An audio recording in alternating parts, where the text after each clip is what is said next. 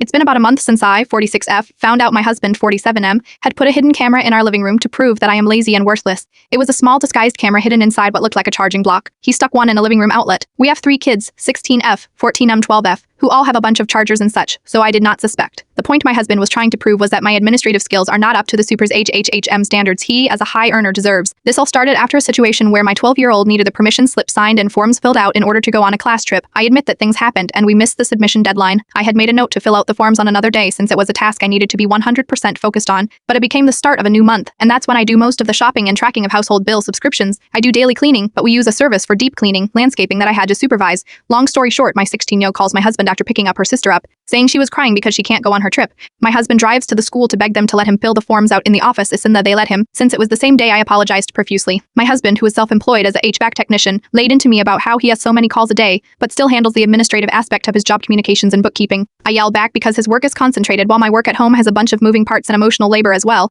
and I do it all behind the scenes. He digs his heels in about how I wasn't as busy and needed to do easy things better. A week later, he picks a fight about me not going that day to mail checks out to his employees when I could have done it the next day.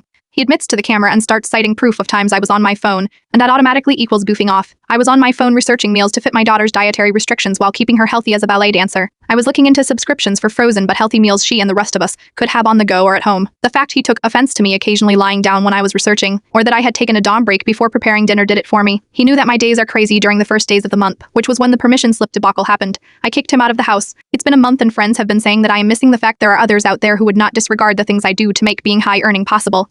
I ended up seeing an attorney and just filed for divorce because I feel violated and devalued. AITAH